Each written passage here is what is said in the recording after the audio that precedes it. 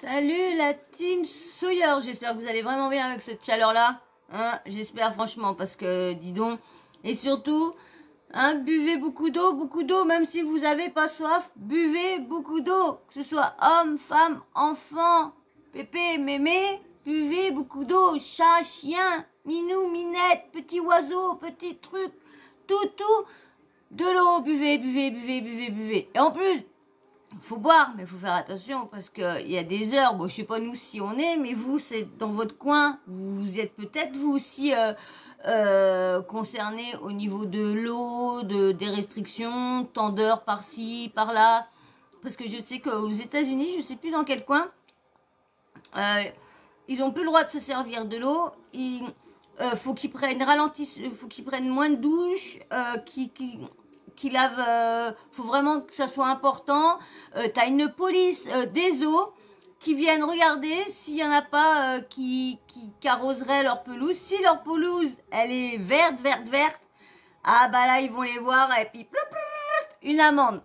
Parce que ta pelouse, pardon, si elle est cramée, c'est bon, ça veut dire que tu te sers pas d'eau. Et si par malheur, ils voient sur le niveau du couloir, des trottoirs, des petites allées d'eau, et bah bim bam boum, il va voir et tout ça, non. Eh, ça devient pas marrant. Je comprends pas pourquoi.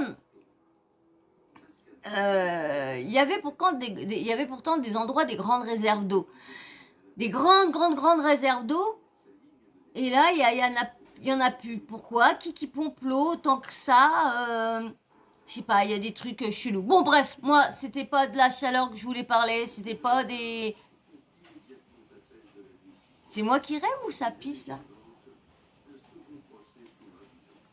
Oh, je reviens, je vais aller fermer. Je crois que j'ai mes volets ouverts. Je reviens tout de suite. Ouais, excusez-moi, mais au moment que je vous fais les vidéos, on est dans la nuit de samedi à dimanche. Il est 2h14. Et du coup, bah, mes volets étaient fermés. Et mes fenêtres ouvertes parce qu'il fait tellement lourd, il fait chaud et tout ça. Et vous avez entendu, je sais pas, je verrai bien quand je vais regarder ma vidéo au début. Non, j'ouvre ça. Je verrai bien si on entend, vous avez entendu les bruits. Parce qu'il y a des grêlons qui sont en train de tomber. Je crois que ça allait péter pas mes carreaux, mais mes volets, mes chats, ils sont tous en train de courir n'importe quoi, mais ça faisait du boxon. Je sais pas si vous avez fait attention au moment que j'ai coupé. Bon, bref, alors, nous revenons à nos moutons. Alors là, je voulais vous faire le petit sujet, comme je disais, on arrête de parler de la chaleur et tout, tralala, et puis bah là, il y a des gros... oh là là, vous avez vu, on a eu de la chaleur, et de toute façon, il y a une de mes abonnées qui m'a dit que de toute façon, demain, les températures allaient descendre, et que on allait avoir de l'orage et de la flotte et tout ça. Eh ben, dis donc, on a eu ça plutôt prévu, parce que du coup, ben, on est à peu près situé dans le même coin. Donc quand ça vient chez moi, bah après ça arrive chez toi, Vic. Donc voilà, là on va parler. J'espère que ça va se calmer.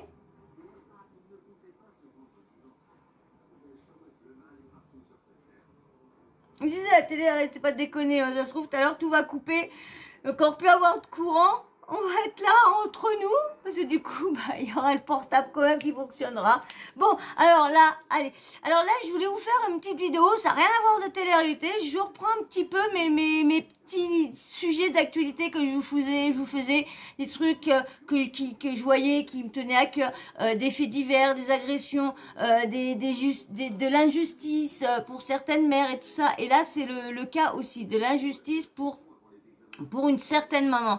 Je vais vous lire un article, hein, et après je vais vous laisser avec la maman là, et après je vous ferai voir laquelle, excusez-moi, j'ai chaud, parce que j'ai tout fermé. Je vais vous faire voir son appel, ça a été posté il y a un jour sur un compte sur TikTok, et du coup en voyant ça, eh ben elle veut qu'on partage, et ben moi comme je dis à mon petit niveau, je veux partager aussi même à mon petit niveau, et puis que vous, d'autres personnes, puissent pas partager ma vidéo, mais repartager comment dire, le TikTok de la personne ou quoi que ce soit, mais bien sûr pas mes vidéos. Allez, je vais vous lire ça. Parce que franchement, moi, je trouve ça honteux, honteuse, notre justice. Il y a des fois, la justice, elle est bien. Et là, des fois, on va dire qu'il y a il y a un visage pour la justice. Toi, tu vas mieux passer, mais toi, tu vas pas bien passer. Toi, tu vas bien passer, mais pas toi.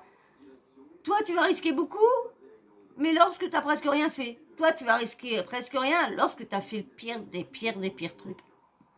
Et là, c'est le cas.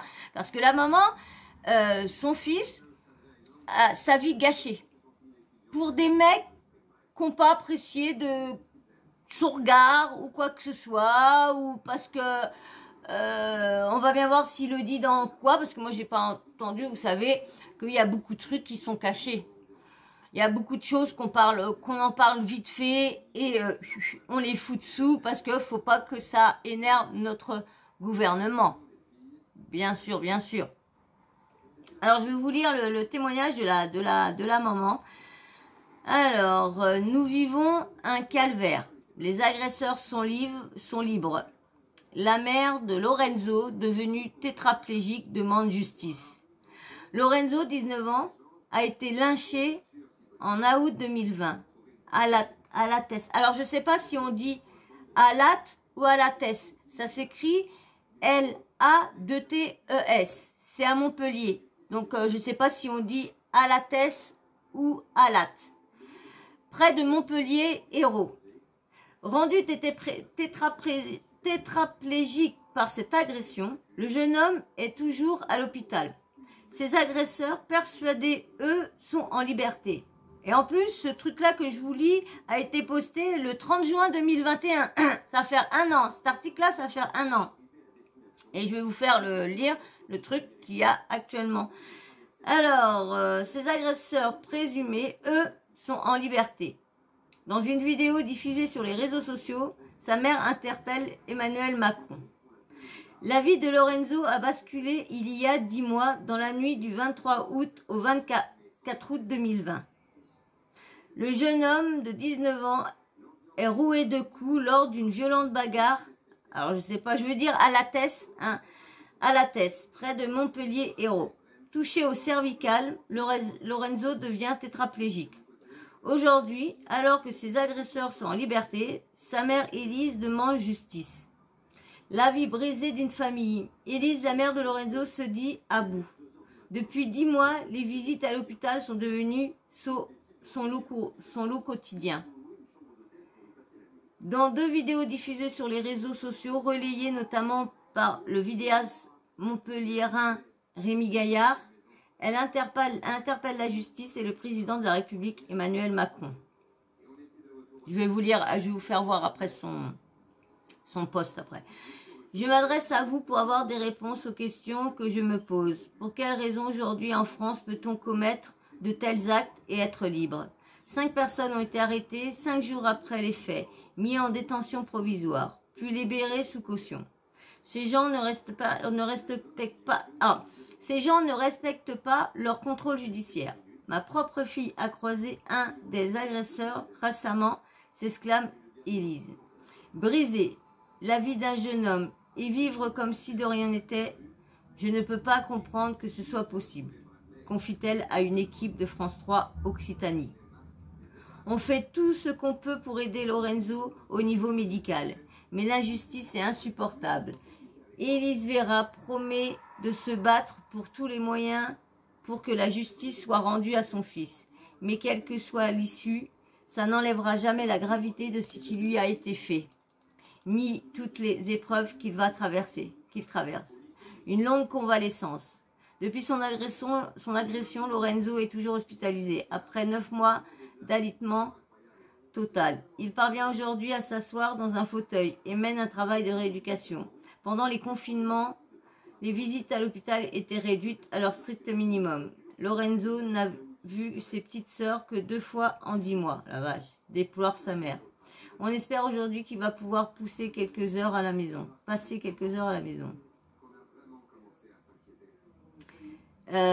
Montpellier, 400 personnes ont manifesté pour que Lorenzo, paraplégique après une agression. Lorenzo est impressionnant. Il a une force mentale qui dépasse tout ce qu'on aurait pu imaginer. Même dans la plus grande détresse, il ne montre que le positif. Ella Vera pense également aux autres familles qui pourraient être concernées par ces problématiques. J'aimerais faire passer un message contre les violences, pour que les familles de victimes qui vivent un calvaire comme le nôtre sachent qu'elles ne sont pas seules, et pour que ceux qui auraient l'idée de commettre de tels actes y renoncent. Car quand ça dégénère, ce sont des vies qui sont brisées, celles des victimes mais aussi celles des agresseurs. L'enquête est toujours en cours. Lorenzo et sa famille ont été entendus. Les résultats des expertises des médecins légistes sont encore attendus. Donc voilà le truc qui a été mis au niveau au moment de l'année dernière. Je vais vous faire écouter son même post qu'elle avait mis l'année dernière. Hein, je vais vous le mettre. Tac. Est-ce que ça va reprendre au début? Ouais, voilà. Allez, bah, attendez, excusez-moi, j'ai pas mis le petit truc. C'est tellement l'habitude de vous mettre le... J'ai l'impression que ça a l'air d'être calmé parce que mes chats ils sont revenus. J'entends plus les grêlons. Je vais aller voir, je reviens tout de suite. Ouais, bah dis donc, il y a de l'orage et comment que ça envoie les éclairs, dis donc. Franchement, faites attention, hein, parce que vu que ça tourne, hein, je sais pas s'il y en a dans mon coin qui sont dans ma communauté, qui vont être concernés, mais je vous dis, faites attention, hein, parce que dis donc, les dégâts encore que ça va avoir, là, il y a pour l'instant, bon, bah, moi, je suis en appartement, mais ceux qui doivent avoir des cours, là, j'ai vu, il y avait ma voisine, il y avait plein de trucs qui étaient en train de se barrer, mais ça commençait, le vent commençait à souffler, j'ai tout fermé parce que ça commençait à machiner, et là, eh ben, courage, hein, s'il y a des dégâts qui arrivent dans la nuit par chez vous et tout ça, bah, courage, hein, je suis tout cœur et je pense très fort à vous. Allez, je vous mets, moi, le petit passage de la maman. Hop, voilà. Je vais, attention, que je pousse ça, que je mets bien ça. Voilà, allez, je vous le mets. Hop. Bonjour, je m'appelle Élise et je suis la maman de Lorenzo. Je me trouve actuellement devant l'hôpital dans lequel mon fils est hospitalisé depuis le mois d'août dernier, suite à une violente agression. Lorenzo est aujourd'hui tétraplégique. Il a été lynché pour aucune raison. Plaqué par derrière, on lui a écrasé et explosé les cervicales. Notre vie a basculé du jour au lendemain. Nous vivons un calvaire depuis le 23 août dernier et j'aimerais aujourd'hui m'adresser au président de la République afin d'avoir des réponses aux questions auxquelles je me pose, à savoir pour quelles raisons aujourd'hui en France on peut commettre de tels actes, être de tels criminels et être libre. 5 personnes ont été arrêtées 5 jours après les faits, mises en détention provisoire, puis libérées sous caution. Pourquoi? Ces gens-là ont soi-disant les bras longs. Et j'aimerais savoir si c'est pour cette raison qu'ils sont libres. Est-ce que c'est parce qu'un est fils d'un monsieur haut placé à Montpellier? Ou parce qu'ils connaissent du monde et qu'ils sont donc privilégiés? Je suis au bout du rouleau. La vie de mon fils a basculé du jour au lendemain sans aucune raison. Ses sœurs, mes 2 filles, mon conjoint et moi-même n'avons plus de vie. Notre vie se résume à hôpital tous les jours. Lorenzo vit un véritable calvaire depuis le 23 août dernier et j'attends des réponses à mes questions. Merci. Bon, bah, vous avez vu. Donc, je vais vous lire. Je crois qu'il y avait... Non, je vous avais tout lu.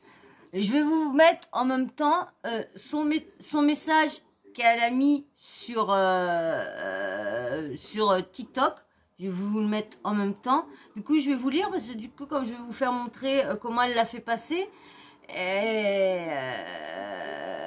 Et moi, je vais vous le lire sur TikTok, sur le PC. Parce que là, c'est, comment dire, c'est à l'envers. Donc, du coup, vous allez voir que c'est écrit en l'envers. Donc, je vais vous le lire en même temps.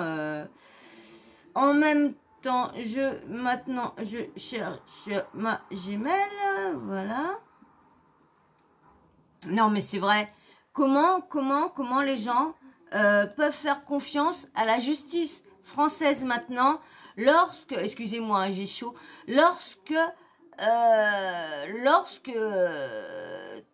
ton enfant, il est dans un lit, tétraplégique, sa vie va être dure à remonter, la convalescence, la famille.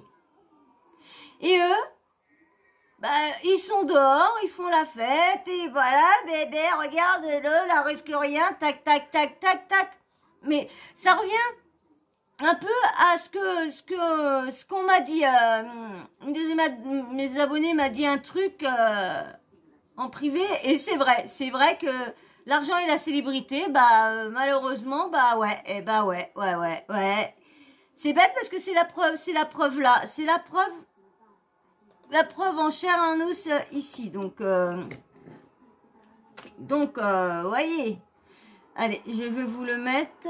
Je vais vous faire passer le truc en même temps là. Hop, voilà. Et là, je vais comme ça lire ici directement. Bon, c'est vrai qu'il est long parce qu'il est archi plein. Je l'ai encore pas vidé, mon truc. Alors, je vais vous mettre le petit truc de la maman. Il n'y a pas de son, il n'y a rien. Je vais juste moi... J'espère que vous allez bien voir. J'espère que je vais bien tenir. Attendez, on va voir pour la luminosité. Elle a l'air d'être un peu forte. Alors, ça me fait rire ce portable-là. Un coup, la luminosité, elle est forte. Un coup, elle est pas forte. Un coup... Alors, est-ce que vous allez bien voir ? Comme ça. Puis ça me fait chier ce qu'il va voir l'écran là, qui va refléter dedans. Ça va m'embêter ça. Ça va m'embêter. Vous trouvez pas? Moi je vais tourner. Attendez, je reviens tout de suite. Voilà. Bon, vous n'allez pas trop bien voir, mais c'est juste pour vous faire voir son appel. Et puis en même temps que je vais lire. Allez, hop. Alors là, ils ont pas remis au début.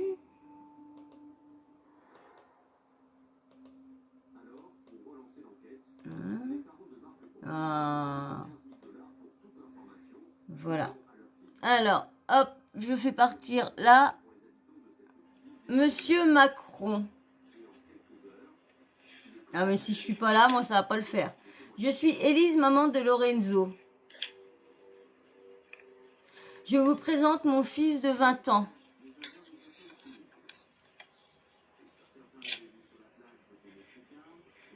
Suite à son agression du 23 août 2020, il est tétraplégique. Les agressions lui ont explosé les cervicales. Depuis 10 mois, sa vie a basculé. Je suis pas au même niveau, désolé. Il est toujours à l'hôpital et nous vivons un calvaire. Les agresseurs, eux, sont libres. L'un a son papa qui travaille pour les services de l'État. Un autre témoin est élu à l'ATES. Pourquoi ils sont en liberté? Pourquoi ils ne respectent pas le contrôle judiciaire? Sont-ils protégés? Je veux des réponses. Avant, Lorenzo avait une vie normale. Merci aux gens qui nous soutiennent. Merci aux gens qui nous soutiennent, je viens de le dire, je suis bête. Et à ceux qui partagent ce SOS. Pour que la justice ne soit pas l'injustice. Voilà. Vous avez vu un peu le jeune homme, comment il est? Merde, c'est pas grave, j'ai mis un cœur, mais c'est pas grave. Vous avez vu? Non, mais attendez. Ce petit bonhomme, parce que moi je peux dire petit bonhomme, 19 ans. Ça va faire 2 ans qu'il est, ça va faire 2 ans là qu'il est dans cet état, qu'il est toujours tétraplégique et que les gens ne font rien du tout. Vous imaginez? Regardez-moi ça, quand même. Lorsque vous avez vu quand même comment il était bien avant.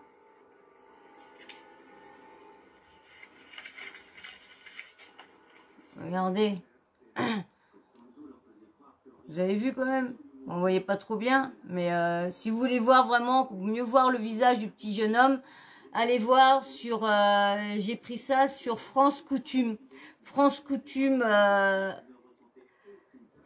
sur TikTok, vous allez sur le compte France Coutume et vous allez voir le témoignage de la maman qui voudrait bien avoir des réponses, savoir pourquoi son fils est en convalescence, tout, et que eux, ils sont là, dehors, en train de faire leur best life, et puis lui, comme je vous disais, le petit jeune, il est en train d'essayer de combattre.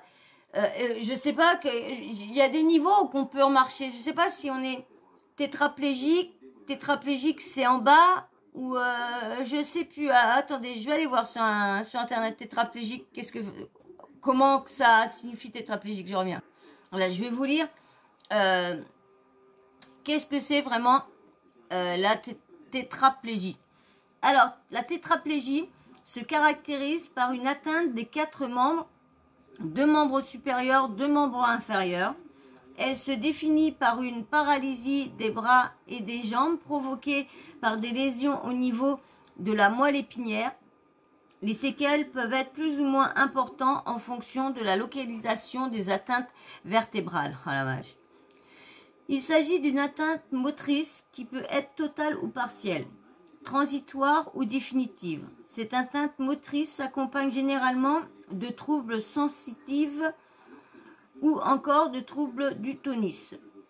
Les symptômes. La tétraplégie est une paralysie des membres inférieurs et supérieurs. Ceci se caractérise par une absence de mouvement du fait des lésions au niveau musculaire et ou au niveau du système nerveux permettant leur fonctionnement. La moelle épinière est caractérisée par un réseau de nerfs communiquant. Ces derniers permettent la transmission d'informations depuis le cerveau vers les membres. Des lésions au niveau de ce réseau de communication entraînent donc une rupture de la transmission d'informations. Les informations transmises étant à la fois motrices et sensitives, ces lésions entraînent non seulement des perturbations motrices, ralentissement des mouvements musculaires, absence de mouvements musculaires, etc., mais aussi des troubles sensitifs. Ce réseau nerveux permettant également un certain contrôle au niveau de l'appareil urinaire, des intestins ou encore de l'appareil génico-sexuel. Ces infections au niveau de la moelle épinière peuvent entraîner de l'incontinence, des troubles du transit, des troubles d'érection, etc. La tétraplégie est également marquée par des troubles au niveau des cervicales. Ceci entraîne des paraplésies au niveau des muscles respiratoires, abdominaux et intercostaux, pouvant entraîner une fragilité respiratoire, voire une insuffisance respiratoire. Les origines de la maladie. Les origines de la tétraplégie sont des lésions au niveau de la moelle épinière. La colonne vertébrale est formée d'un canal. C'est un sein de ce canal que se situe la moelle épinière. Cette moelle fait partie du système nerveux central et joue un rôle fondamental dans la transmission d'informations depuis le cerveau à l'ensemble des membres du corps. Ces informations peuvent être musculaires, sensorielles ou encore hormonales. Lors de l'apparition d'une lésion au niveau de cette partie du corps, les structures nerveuses à proximité ne peuvent plus fonctionner. En ce sens, les muscles et organes contrôlés par ces nerfs déficits deviennent également dysfonctionnels. Je vais avoir mal aux yeux encore. Ces lésions au niveau de la moelle épinière peuvent provenir du traumatisme tel que lors d'accidents de la voie publique. Des accidents liés à la pratique sportive peuvent également être à l'origine de la tétraplégie. C'est notamment le cas lors de certaines chutes, lors de plongeons en eau profonde, etc. Dans un autre contexte, certaines pathologies et infections sont capables de développer une tétraplégie sous-jacente. C'est le cas des tumeurs malignes ou bénignes qui viennent comprimer la moelle épinière. Les infections de la moelle épinière, comme par exemple la spondylolisthésie, infection d'un ou des disques intervertébraux, l'impidurite, infection du tissu épitural, tissu entourant la moelle, le mal de peau, infection intervertébrale causée par la bacille de Koch, bactérie à l'origine de la tuberculose, les malformations liées à une mauvaise circulation liée au liquide céphalorachidien, syringomyélie, oh là là, syringomyélie, oh là là, c'est des mots bizarres. La myélite, inflammation de la moelle, telle que la sclérose en plaques, sont également source de développement d'une tétraplégie. Afin des troubles circulatoires, tels que l'hématome épidural provenant d'un traitement par des anticoagulants ou apparaissant après une ponction lombaire, en compressant la moelle, pouvant être à l'origine d'un développement de paralysie des 4 membres. Les facteurs de risque liés au traumatisme de la moelle épinière et du développement d'un tétraplégie sont le plus couramment des accidents de la route et ceux liés au sport. D'autre part, les personnes souffrant d'affections du type spondylolisthésie, épidurite ou encore d'une infection par la bacille du Koch au niveau de la colonne vertébrale, les sujets atteints de myélite, des problèmes vasculaires ou encore malformations limitant la bonne circulation du liquide céphalorachidien sont plus ajustifs au développement d'une tétraplégie. Prévention et traitement. Le diagnostic se doit d'être réalisé le plus tôt possible.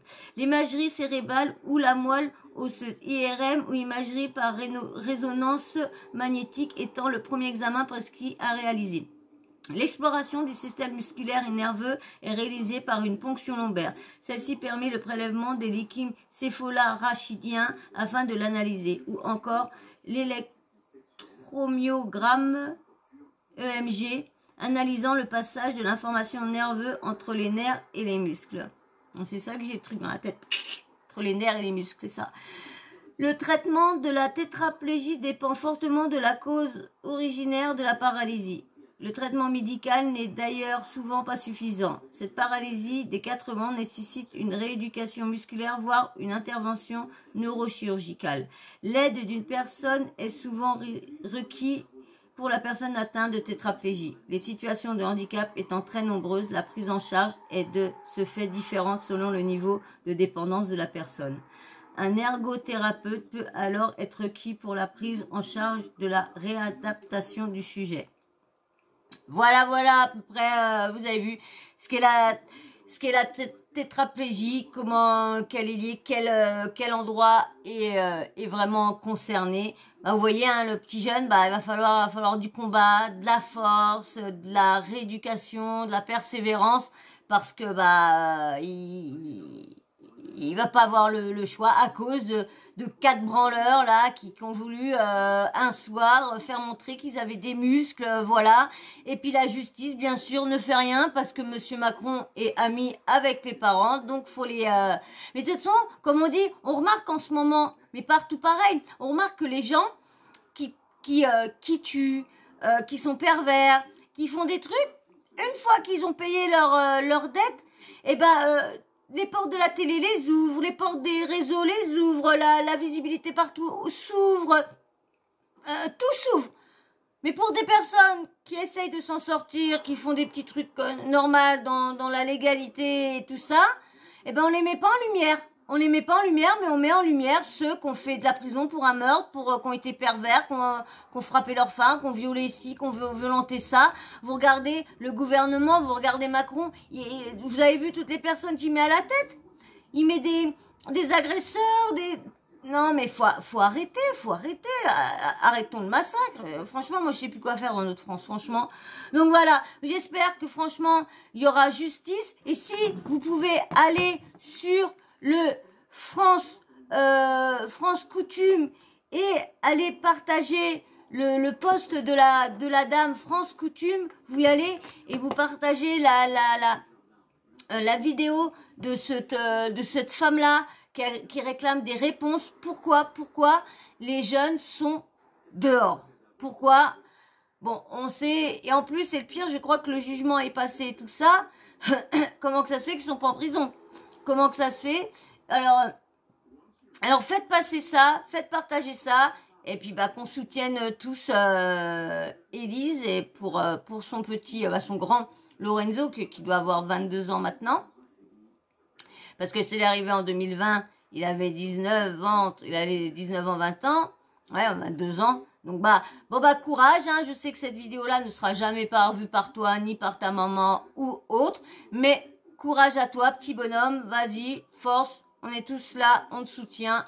Et la maman, pareil, hein, j'espère que la justice va se décanter. Moi, je fais mon petit niveau, j'essaye de voir si les personnes vont repartager la vidéo. Faites-le, pas ma vidéo moi, pas ma vidéo. La vidéo sur TikTok, le compte c'est France Coutume et c'est Élise Lorenzo, la maman de Lorenzo.